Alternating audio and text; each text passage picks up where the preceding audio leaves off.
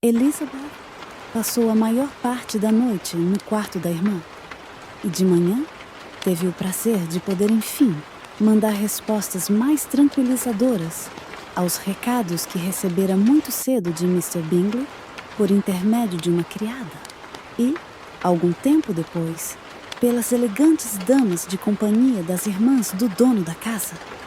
Apesar dessas melhoras, Elizabeth pediu que enviassem um bilhete a Longbourn pedindo que sua mãe viesse visitar Jane e tomasse pessoalmente as providências que a situação exigia.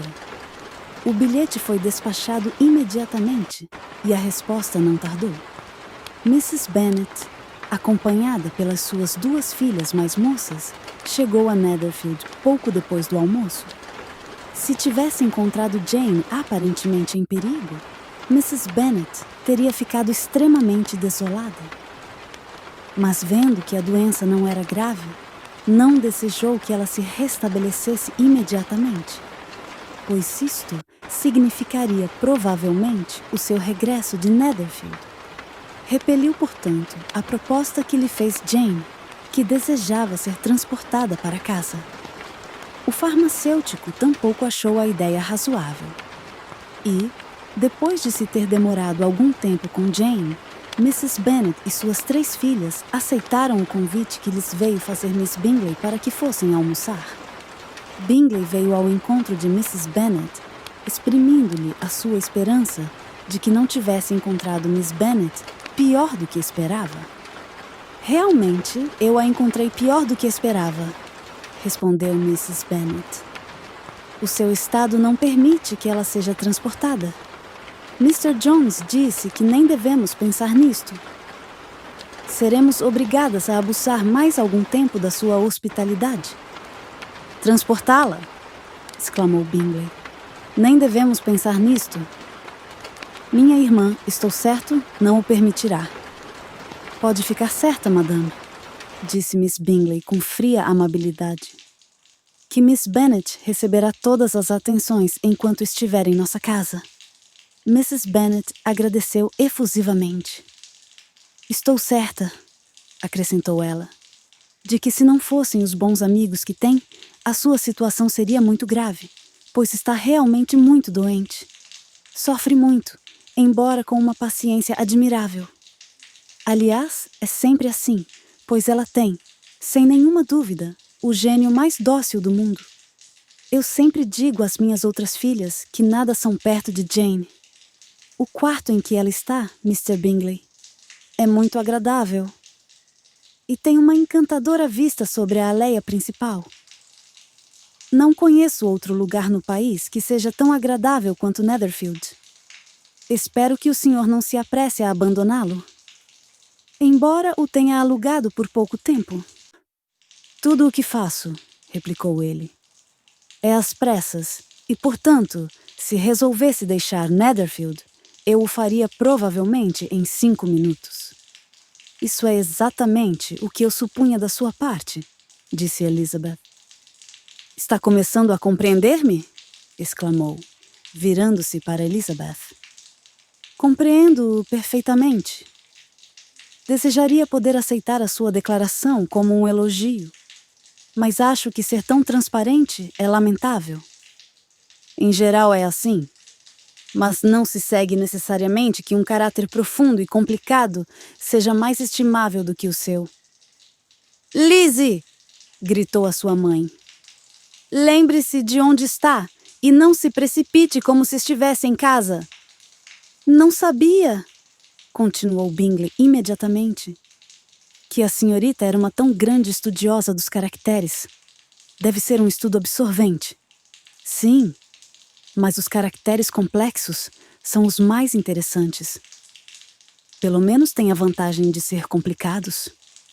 O campo, disse Darcy, oferece, em geral, poucos exemplares para um tal estudo. A sociedade em que nos movemos no campo é, em geral, muito limitada e monótona. Mas as pessoas em si mudam tanto que sempre existe nelas alguma coisa de novo a observar. Realmente, exclamou Mrs. Bennet, ofendida pela maneira como ele se referia aos moradores do campo. Asseguro-lhes que existe tanta monotonia na cidade como no campo. Todos ficaram surpreendidos e Darcy, depois de fitá-la um instante, virou-se para o outro lado em silêncio. Mrs. Bennet, que imaginava ter ganho uma vitória completa sobre o outro, continuou triunfante. Não vejo em que Londres tenha tão grande vantagem sobre o campo, exceto quanto às lojas e lugares públicos.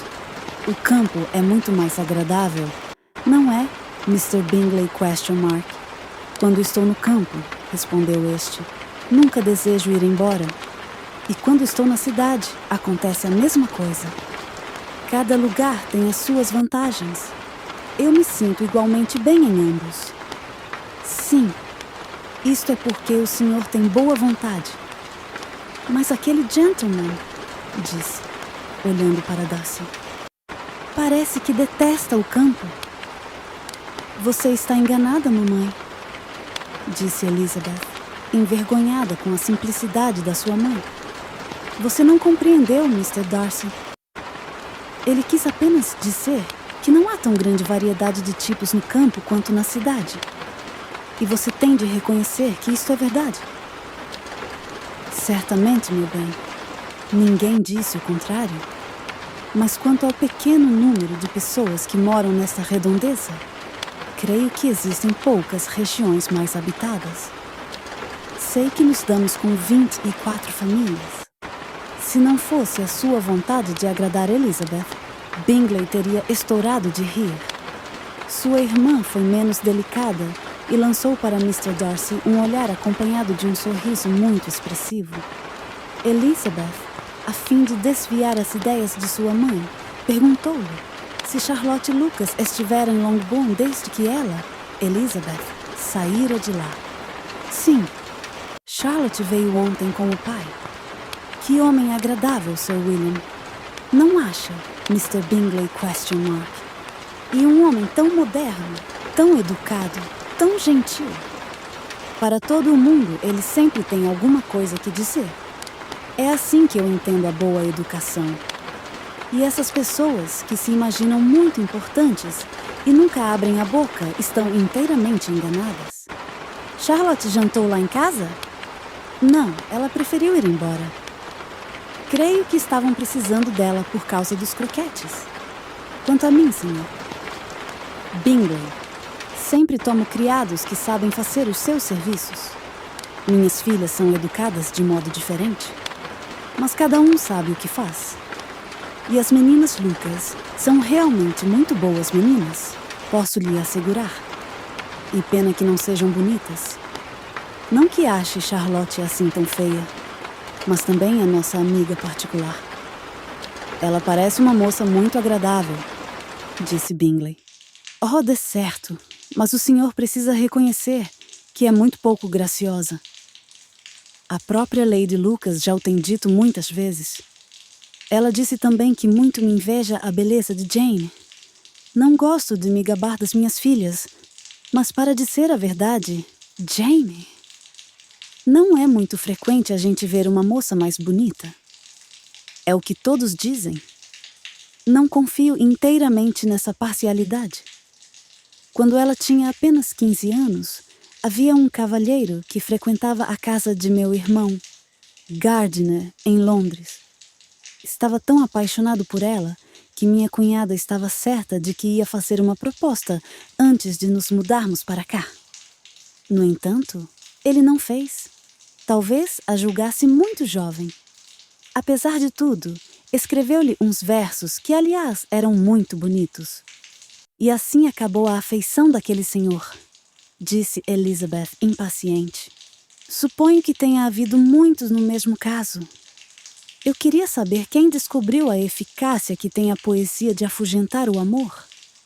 A mim sempre me disseram que a poesia é o alimento do amor.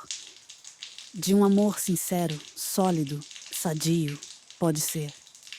Tudo serve de alimento ao que já tem força. Mas quando se trata de uma ligeira e fraca inclinação, estou convencida que um bom soneto é suficiente para fazê-la morrer de inanição. Darcy contentou-se em sorrir, e a pausa geral que se seguiu fez Elizabeth tremer de medo à ideia de que sua mãe se tornasse novamente ridícula. Ela queria dizer alguma coisa, mas não conseguiu encontrar nenhum assunto. E depois de um curto silêncio, Mrs. Bennet começou a repetir os agradecimentos que fizera ao Senhor Bingley pela sua bondade com Jane, desculpando-se igualmente do incômodo que lhe dava com Lizzie. Mr. Bingley respondeu com toda a amabilidade e obrigou a sua irmã mais moça a ser igualmente cortês e a responder de acordo com a situação. Esta desempenhou o seu papel, aliás, de má vontade, mas Mrs. Bennet ficou satisfeita. Pouco depois, mandou chamar a sua carruagem. Nesse momento, a mais moça das suas filhas se adiantou. Kitty e Lydia, as duas filhas menores, tinham conversado em voz baixa uma com a outra durante toda a visita. E tinha ficado resolvido entre elas que a mais moça devia lembrar a Senhor Bingley que, logo depois de sua chegada, ele prometera que daria um baile em Netherfield. Lydia tinha 15 anos e era uma moça forte e desenvolvida. Tinha o rosto agradável e uma expressão jovial. Era a favorita da sua mãe, que, devido a essa afeição, a tinha introduzido na sociedade muito cedo ainda para a sua idade. Era dotada de muita vitalidade e de uma espontaneidade que se transformara em segurança graças à atenção que os oficiais lhe dispensavam. Esses eram atraídos, aliás, não só pela sua naturalidade, como pelos bons jantares de seu tio. Ela se sentiu, pois, autorizada a dirigir-se a Mr. Bingley sobre o assunto do baile e a lembrar-lhe abruptamente a sua promessa, acrescentando que ele cometeria o ato mais vergonhoso do mundo se não a cumprisse. A resposta de Bingley a este súbito ataque foi deliciosa para os ouvidos de Mrs. Bennet. Asseguro-lhe que estou pronto a cumprir a minha promessa. E assim que a sua irmã estiver restabelecida, a senhorita me fará o favor de marcar pessoalmente o dia do baile. Penso que não gostaria de dançar enquanto sua irmã estiver doente. Lydia se declarou satisfeita. Oh, sim, seria muito melhor esperar até que Jane estivesse restabelecida. E nesse dia, provavelmente, o Capitão Carter já estaria em Meryton novamente. E depois que o senhor tiver dado o seu baile, acrescentou, eu insistirei para que os oficiais lhe ofereçam um também. Direi ao Coronel Forster que será uma vergonha se eles não o fizerem. Mrs. Bennet e suas filhas partiram, e Elizabeth voltou imediatamente para perto de Jane, deixando a sua própria conduta e a da sua família à mercê das críticas das duas senhoras da casa e de Mr. Darcy. Este último, porém, não pôde ser persuadido a juntar as suas às censuras que faziam a Elizabeth na sala, apesar de todas as ironias com que Miss Bingley se referia aos seus belos olhos.